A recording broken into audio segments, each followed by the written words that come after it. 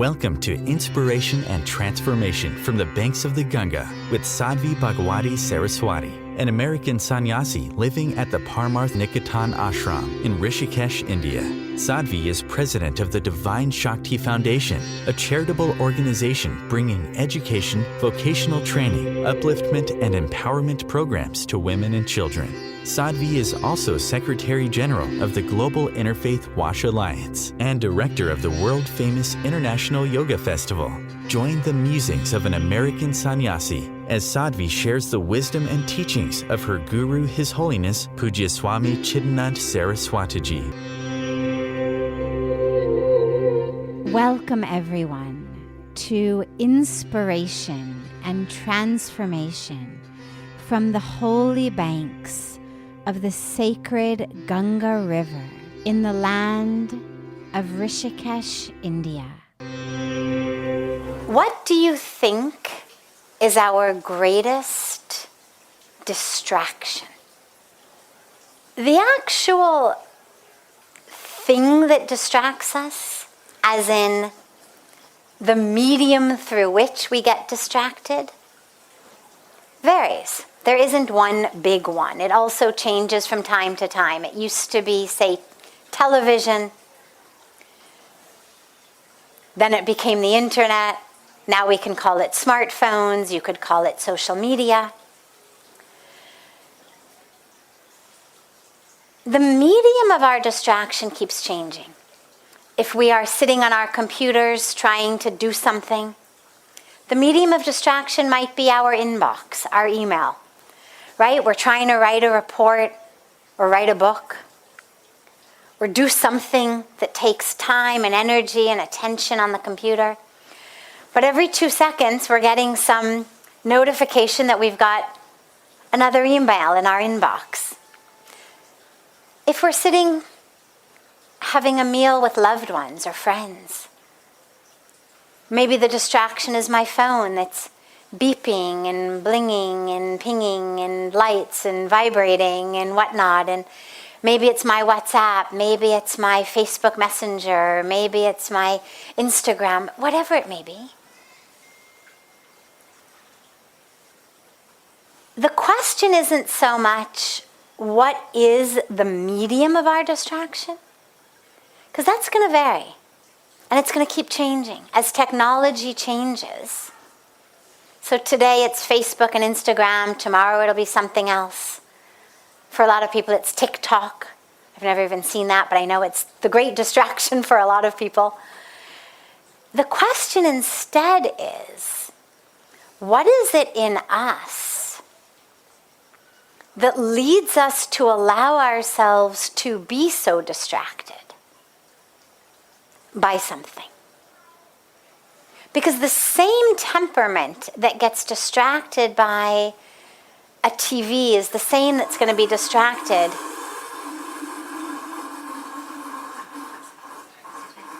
It happens every time.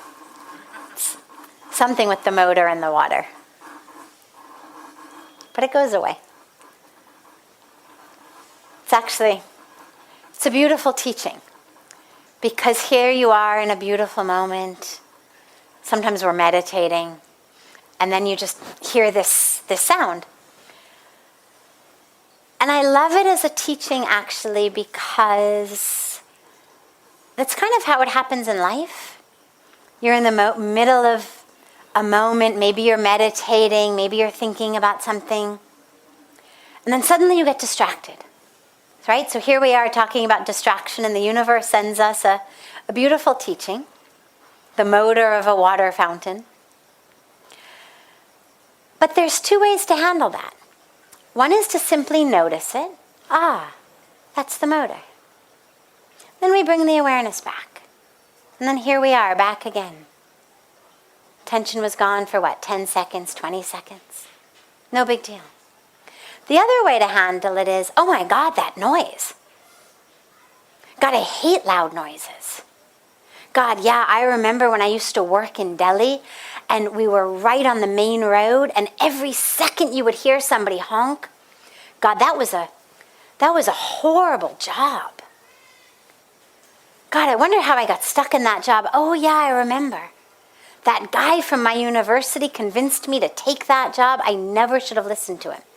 He was kind of good for nothing anyway. My mom warned me about him. I really should listen to my mom more frequently. Now, kahan se kahan pahunch gaye? Right? A sound of the water motor. And then where have we reached? God, I don't listen to my mom enough. And many minutes are gone. You could lose hours like that. This is how so much of our life goes. And so, the way to handle the momentary sound of the water motor is actually the same way to handle the sound of the thoughts in your mind. Whatever may arise, a sensation, a thought, a sound, a distraction, is to notice it and then bring the awareness right back. Just because it exists doesn't mean you sacrifice your awareness, your attention on the altar of some malfunctioning motor. Or in the case of social media, on somebody's algorithm. Somebody wrote an algorithm. The algorithm is there with one purpose only, to keep us glued to that social media for as long as we possibly can. It's a mathematical equation. What sort of thing is most likely to keep you staring at that screen the longest? Instead of going along with it, we say, wait, my freedom to choose what I'm going to look at, what I'm going to watch, what I'm going to read, what I'm going to listen to, what I'm going to think about. My freedom is of such greater value than someone's algorithm. Why am I going to become a slave to that? YouTube gives me a recommended video, I watch it. Like suddenly they know what I really want to watch. Like suddenly the makers of YouTube are there with my best interest. They're sitting there thinking, oh God, how can we inspire Sadhviji today? How can we really uplift her and touch her? No. They're not thinking that. They're not thinking, how can we bring more peace and love? They're simply thinking, what's going to grab her attention? What's going to keep her staring at this screen? So we take back the control consciously. And so when the question asks us the greatest distraction, well, the greatest distraction isn't any specific thing. In that moment, it was the motor of the water. In some other moment, it's your phone blinking and beeping. In another moment, it's an intrusive thought. The greatest distraction is our willingness to hand over the greatest treasure in our life, which is our consciousness, on the altar of someone else's issue, algorithm, poor construction, whatever it may be. Our consciousness is that which brings us into that which we took birth for. If we're not conscious, you can be pretty sure we are not enlightened. You can be pretty sure we are not free. You can also be pretty sure we are not deeply happy or peaceful. Because you can only be happy, really happy, in this moment, right here, in this breath. You can't be happy tomorrow or yesterday. If you're not able to be happy right here in this breath, you're not going to find it somewhere else. But if you're not able to be conscious, you're not going to be able to be happy. Because if I'm not conscious in this moment, fully conscious, fully awake and here, well, then my mind is somewhere else. I'm in yesterday, I'm in tomorrow. I'm in a desire, a fear, a yearning, a story, which means I cannot be happy in this moment because I'm not even here. Who's going to be happy? If only my body is here, but my mind and my attention is somewhere else, who can be happy? First, I need to be here with my attention and my awareness. Then I need to be here even deeper with my full consciousness. And only then can I actually be happy. Only then can I actually find peace. So our greatest distraction is how quickly we are prepared to hand over our minds. Oh, you want to make a noise? Okay, I'll give you my awareness. Oh, you want to send me a message? Okay, I'll give you my awareness. You want to vibrate or beep or bling or flicker? I'll give you my awareness, no problem. Why are we so willing to hand it over so quickly? If somebody said to you, can I have 10 rupees? You'd think 100 times. Maybe you'd give it to them, maybe you wouldn't, depending on who they were or why they needed it. But you would need a reason, a because. If someone just said, can I have 10 rupees? Unless it was very obvious that they were starving on the street, chances are you'd say, why? You'd want a reason. If the reason was good, you'd give it to them. If it wasn't good, you wouldn't. But all of these other distractions, they never give us any reason. Facebook doesn't send you a notification that says, pay attention to me because. It just sends the notification. And we immediately hand it something much more valuable than 10 rupees. Much more valuable than 10,000 rupees. Because where our mind is where our life is going to go. That's how life works. First you think about it, then you act on it. There's a saying, it says, from an action, a thought leads to an action leads to a habit leads to a trait leads to a character leads to your destiny. Begins with the thought and then the action. We've gotten to a point now, though, where we're acting without even any thought. Just it beeps, it rings, at this, we act. And we've handed it our destiny. So don't allow your own mind to be the source of your distraction. Take back control. I'm not saying don't scroll social media. By all means, sure. But do it consciously.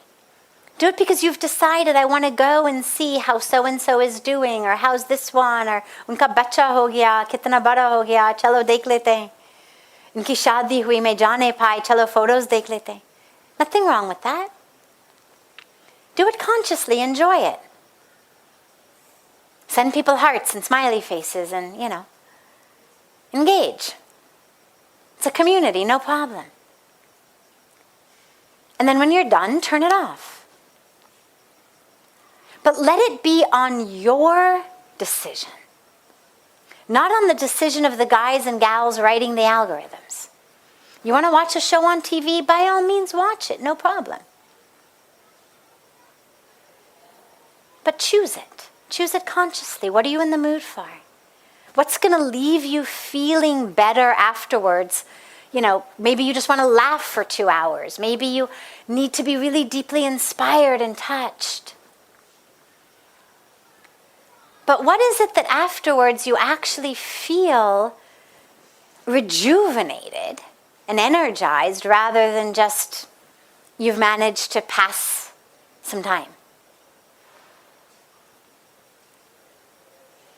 So the greatest cause of distraction is that habit of our own minds to just hand themselves over to whoever wants them, whenever they want them, why ever they want them. And that's what we have to take back. And that's where our practice of meditation, our practice of mindfulness comes in, because it suddenly teaches us how to engage with our mind in a way that's deliberate rather than accidental.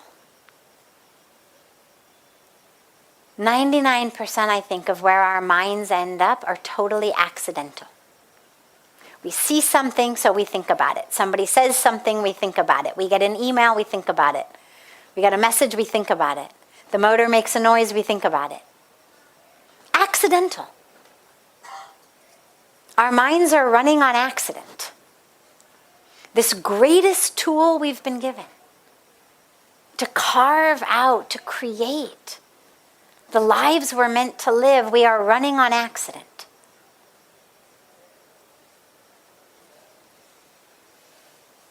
That's what being conscious is about.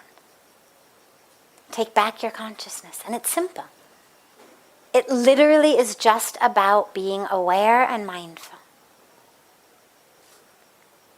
First, you choose what you're going to pay attention to. And then slowly in life also, when you notice you've been distracted, just bring it back. Don't allow the whole spiral to continue. And then you'll find that that becomes a habit. It's just a habit. It's just a habit of distraction. And we can create a habit of non-distraction. But you have to work at it. And then that'll become your new habit. And then your life will stop being on accident. You're listening to OTR-FM, part of the IOM radio network. Being a radio host on IOM FM allows you to build your show on a rich platform with the power of the internet to fulfill your outreach goals and connect with a very specialized and global online audience, unlimited by time and distance. OMTimes Radio will provide you with web relevance, a recognizable conscious brand, and with the standard of excellence that has accompanied every single Circle of Hearts Radio is a sanctuary on the airwaves. Join me, Grandmother Elia, in the circle on Sunday 2 p.m. Eastern as I share information to both enlighten and nourish your soul. Hi, this is Christina Ricci with RAIN. Every 2 minutes, another American is sexually assaulted. If you or someone you know has been sexually assaulted, you are not alone. Help is just a call or click away through the National Sexual Assault Hotline. Please call 1-800-656-HOPE, that's HOPE, or visit rain.org, that's RAINN.org. Brought to you by RAIN and this station. Welcome back to Inspiration and Transformation. I'm so glad to have you all back here with me. What is a samskara? And are the samskaras bondages and barriers? So samskara is literally an impression upon our psyche. There are samskaras that are those that help us, and there are samskaras that tend to hinder us. So for example, let's say that in our youth, let's say we grow up in a family of many sisters and brothers. Someone is very smart. Someone is a very good athlete. Someone is a very good artist. Someone is a very good musician. And we are we're an okay student, not the best. And yeah, we can sing a little, but not nearly as well as our sister. And yeah, we like to, kick around a ball in soccer a little bit, but we're not that good. And what we find is, as we're growing up, that everyone is constantly judging us based on what we can do. How we're doing in school compared to the sister or brother, how we're doing in sports compared to the sister or brother, how we're doing here and there. Now, that creates a samskara upon us. And the samskara tells us, it's an impression that says, you are what you do. You are your achievements. You are your skills. Because when you come home from school and you've got a straight A on your report card and you hand it to mom and you got an A+, and mom says, oh, come here, my good boy, gives you a big hug and kiss, puts you on her lap, cookies khilaya. And then when you come home with not such a good grade, you don't get put on the lap, you don't get such a big hug and kiss, you don't get the cookies. And what you learn, even though she never said it, is your worthiness of a hug and a kiss and love is based on what you do. You achieve well, you are worthy of love. You don't achieve well, in some houses you get hit, in some houses you don't, but in no house does the mother say, oh, you failed the exam? Come here, my good boy, let me hug and kiss you and give you cookies.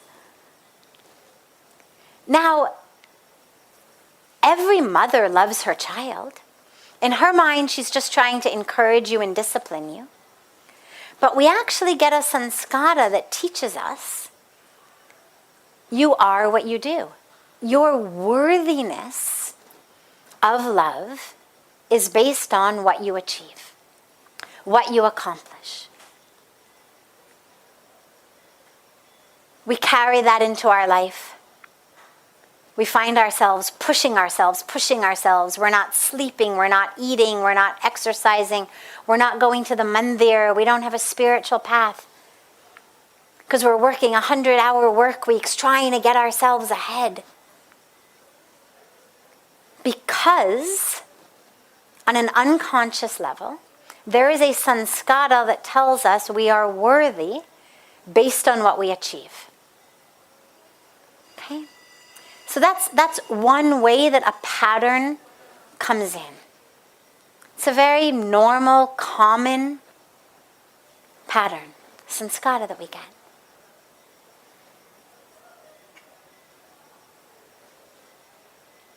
In our family, if every time before we sit for a meal, we sit and we pray, and we thank God for the beautiful food we're going to get, if we thank God before we drink a glass of water, if everyone in the family helps, somebody's helping cook, somebody's helping tali lagao, somebody's helping serve, somebody's helping clear the table, somebody's helping do dishes, those are samskaras. And they stay with us as we grow. Then we understand that this is how a family works. It's not wo to unka kaam hai, mera kaam to nahi hai ye. We understand in a family everybody helps together. It's a samskara. And the better we get it when we're very young, the better we are, because it's hard to teach things like that later in life. So these are what samskaras are, and some of them come very slowly, gradually over many, many years. We have what we call our 16 samskaras in life, moments that are short and very powerful. The Mundan ceremony, the Janeo samskara, right? These are moments, they last maybe an hour, maybe 2 hours. But the impression upon the psyche of these sacred samskaras is said to change the course of our lives, to give us deep samskaras in a positive way. Now, can they be hindrances? Of course. The positive ones are not such hindrances unless we get stuck with them. Anything you get stuck with becomes a hindrance. Even a discipline. All of the puja that we do, the prayers that we do, the meditation that we do, the discipline that we follow it, we do it in order to get close to God. But sometimes sometimes we lose God in the equation, and it becomes much more about the ritual for ritual's sake. I always joke about people who are stuck in traffic on their way to the mandir, and they're honking their horns and shouting and cursing at all the people on the road. Get out of my way, I've got to go to temple. Now you think, seriously? और मंदिर में जाके किसको प्रार्थना करेंगे? Right? भगवान को. तो भगवान कहाँ रहते हैं? इन सब लोग में. God tells us, see me in everyone. Well, isn't God there in all of the people driving the cars that are making you late to go to temple? Or we're going to a meditation or a yoga class. किसी वजह से हम late हो गया. The family member, the friend who we're going with has made us late. The whole way in the car, अरे तुमने मेरे को late कर दिया.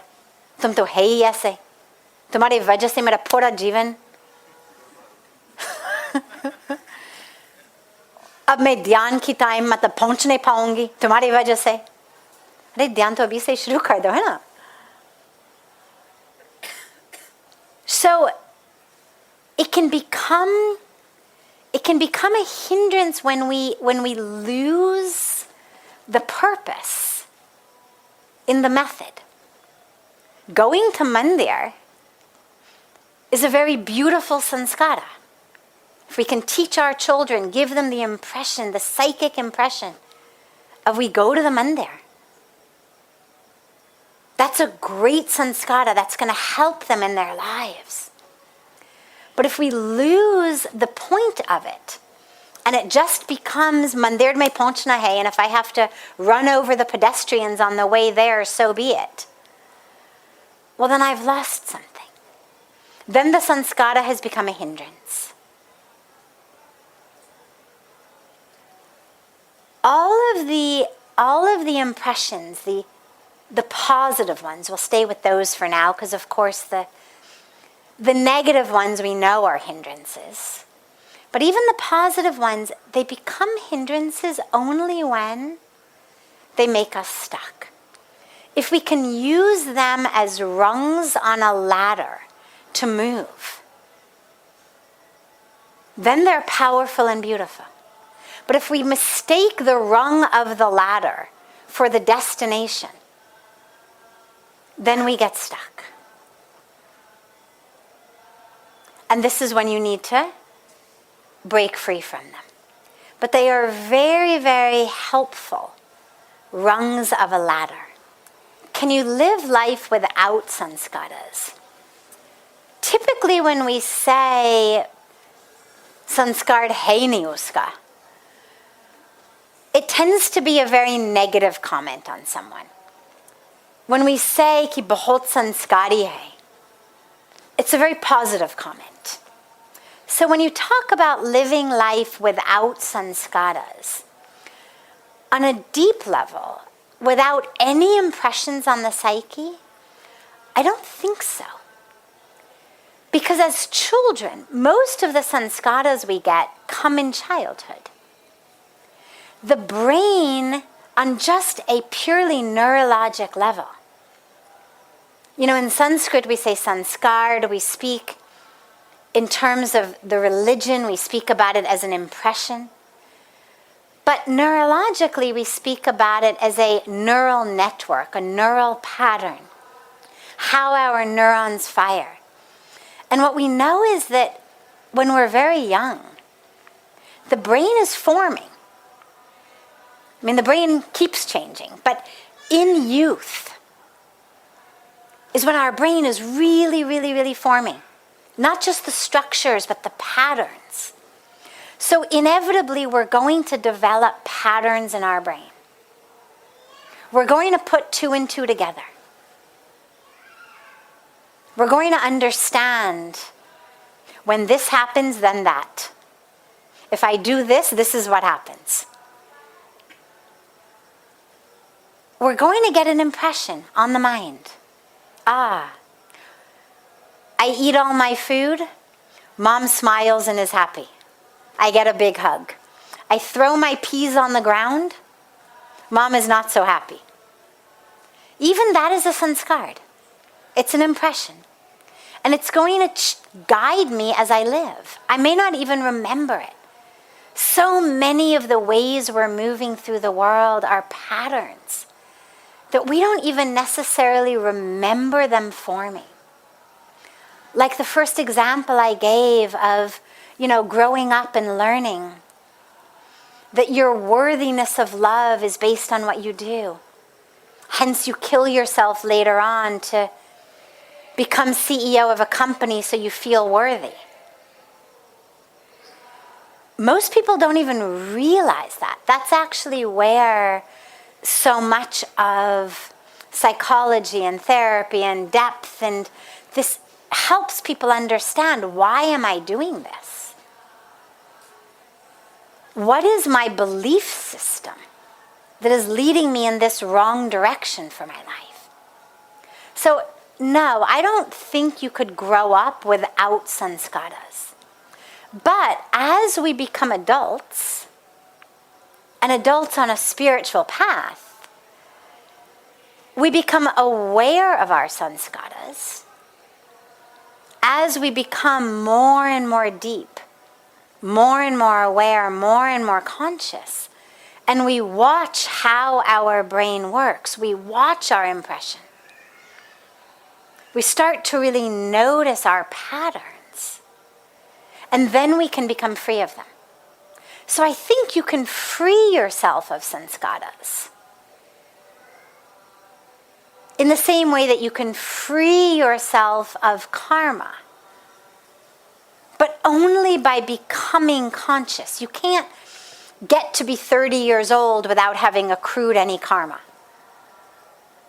But through your conscious spiritual practice, I think you can dissolve the sanskaras. Or rather, I would say create new ones, because brains have patterns. It's how the brain functions. There's going to be some pattern of activity. And ultimately what we want is not a brain with no patterns, not a brain that doesn't function, but we want patterns that are in alignment with our spiritual path. So someone says something to us that's rude, one sanskara from our youth, if we were raised in a family of ladai kardne wale, would be ki hum tapar maar diya. Someone insults us, tapar maar diya. Ya shabdon se maar diya. That's one type of sanskara. But if I become aware of that, I can actually change that. So if someone says something that's rude, and I think, thank you. Thank you for the opportunity to take a moment and realize I am not your words.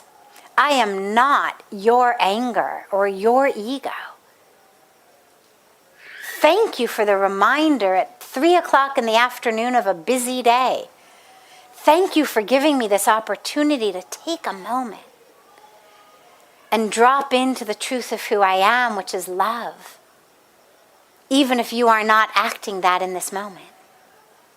So that's what you could call a new sanskara. But that comes with consciousness. This is OTR-FM, part of the IOM radio network. OMTimes magazine is one of the leading online content providers of positivity, wellness, and personal empowerment. A philanthropic organization, their net proceeds are funneled to support worldwide charity initiatives via Humanity Healing International. Through their commitment to creating community and providing conscious content, they aspire to uplift humanity on a global scale. OMTimes, co-creating a more conscious lifestyle. Do you have time to read that inspiring book or that blog post you've been meaning to get to? In your busy world, How do you improve yourself and keep your life going? I'm Lisa Kay, and my Between Heaven and Earth radio show can transform your life just by listening. Be uplifted with inspiring topics, positive stories, and ideas that really work. Between Heaven and Earth Radio is conscious living for your soul, every Wednesday at 4 p.m. Eastern Time. Like Baldwin with People for the Ethical Treatment of Animals. I grew up loving circuses and other traveling animal shows, but it never occurred to me what life might be like for the animals. Training wild animals to do things they don't understand takes force. Routine discipline with a hook or whip with the heel of a boot shows the animal exactly who's the boss. Don't patronize animal acts. Please contact People for the Ethical Treatment of Animals. 757-622-PETA. Welcome back. This is Sadhvi Bhagawati Saraswati with inspiration and transformation. Is there anything called progress on a spiritual journey? If so, what are the milestones? What are the checkpoints? How do I know if I'm on the right path? So there aren't any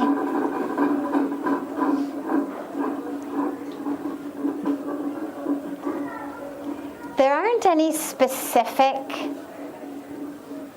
checkpoints, milestones. Sometimes people think, oh, I saw this color light in my meditation.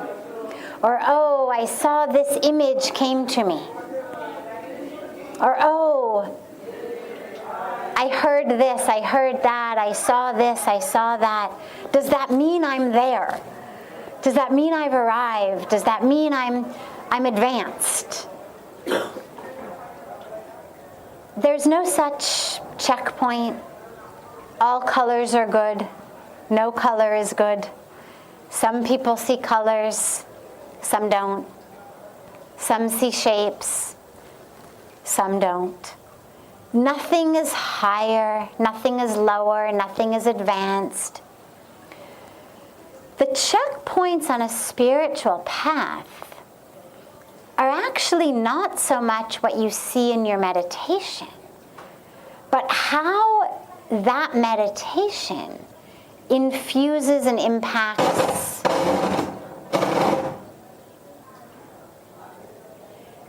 how that meditation infuses and impacts your life.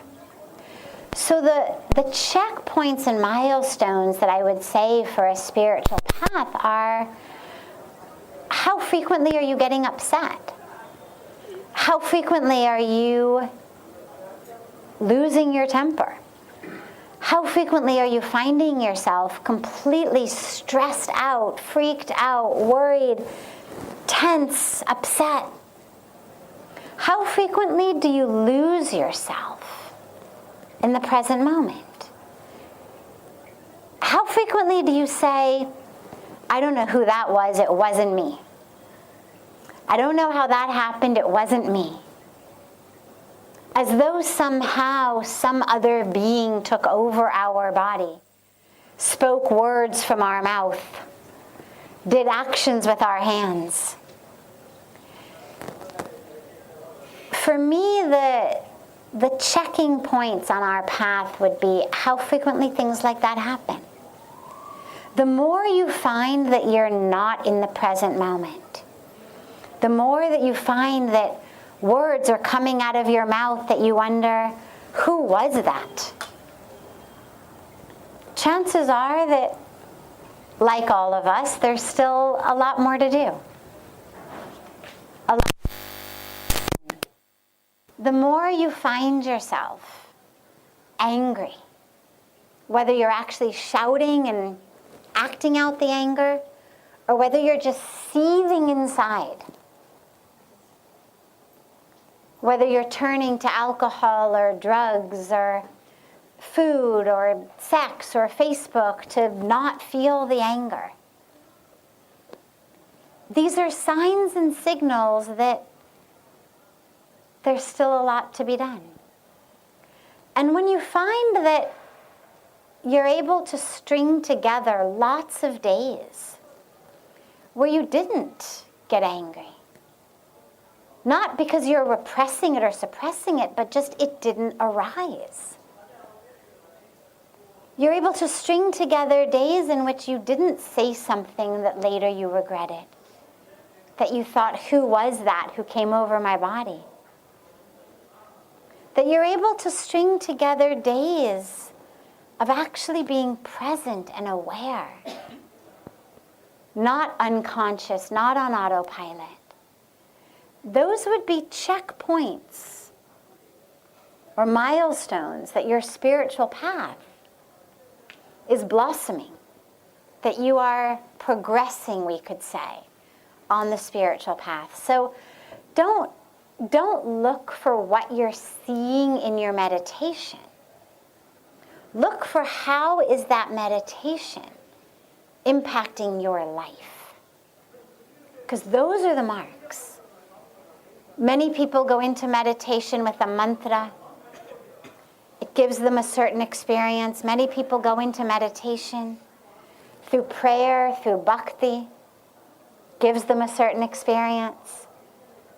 Many people go into meditation as a practice of awareness, a sort of vipassana or insight-based, gives them a certain experience. Instead of looking at the meditation, what am I achieving?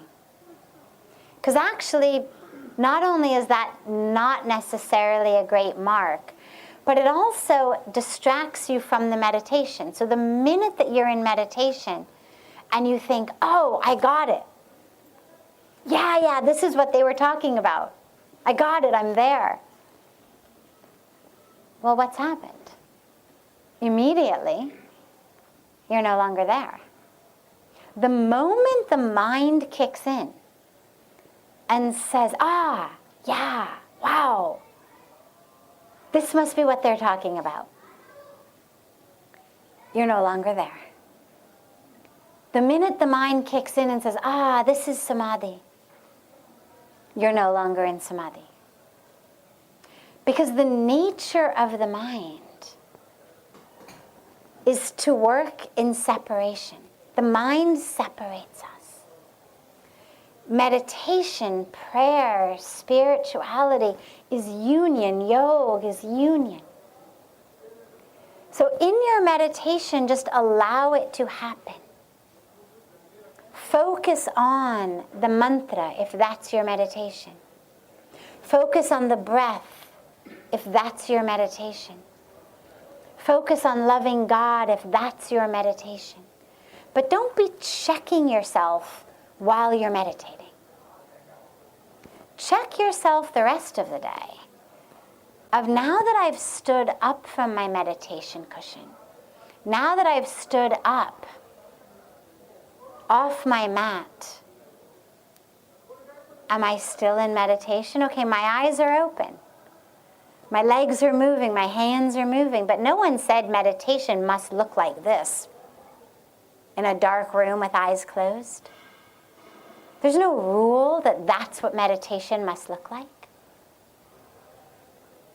That's when we charge our batteries. That's when we reconnect, and we must shut off the outside world, otherwise it's too distracting. But that's what then trains us and changes us for living the rest of the time. Yes. Did you have a question? You sure? Okay. You'll get another chance in a moment, so just keep thinking. This is OTR-FM, part of the IOM radio network. OMTimes Magazine is one of the leading online content providers of positivity, wellness, and personal empowerment. A philanthropic organization, their net proceeds are funneled to support worldwide charity initiatives via Humanity Healing International. Through their commitment to creating community and providing conscious content, they aspire to uplift humanity on a global scale. OMTimes, co-creating a more conscious lifestyle. Do you have time to read that inspiring book or that blog post you've been meaning to get to? In your busy world, how do you improve yourself and keep your life going? I'm Lisa Kay, and my Between Heaven and Earth radio show can transform your life just by listening. Be uplifted with inspiring topics, positive stories, and ideas that really work. Between Heaven and Earth Radio is conscious living for your soul, every Wednesday at 4 p.m. Eastern Time. Like Baldwin with People for the Ethical Treatment of Animals. I grew up loving circuses and other traveling animal shows, but it never occurred to me what life might be like for the animals. Training wild animals to do things they don't understand takes force. Routine discipline with a hook or whip with the heel of a boot shows the animal exactly who's the boss. Don't patronize animal acts. Please contact People for the Ethical Treatment of Animals. 757-622-PETA. Welcome back. This is Sadhvi Bhagawati Saraswati with Inspiration and Transformation. Religious and spiritual. So, in theory, in an ideal world, they would mean exactly the same thing.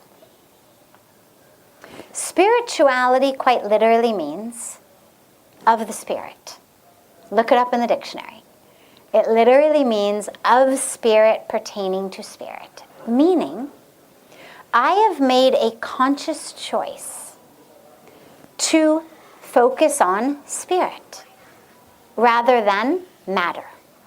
So when you and I interact, I can look at you as a young,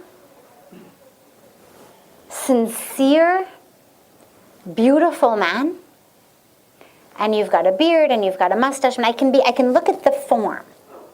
I can be aware of the form. That's what we would call matter. Or I can be connected to the spirit. And it's a conscious choice I make. I decide. How am I going to move through the world?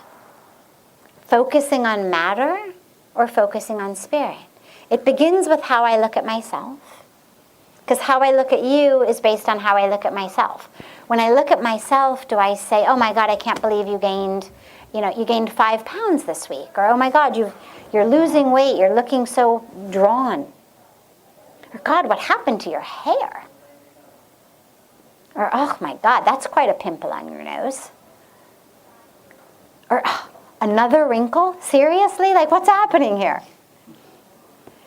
If I look at myself like that, I've objectified myself. I'm seeing myself as matter. Spirituality says, I see myself as spirit. I have a body. I take care of it. I love it. It's extraordinary. It's amazing. I'm so grateful for it. But I recognize I'm not the body. Which means then when I interact with you, I'm coming at it spirit to spirit. When we say namaste, right? In the West, we shake hands. Matter to matter, form to form. In India, we're all about content to content, essence to essence. Namaste. The divine within me recognizes the divine in you. Bows to the divine in you. They are not separate.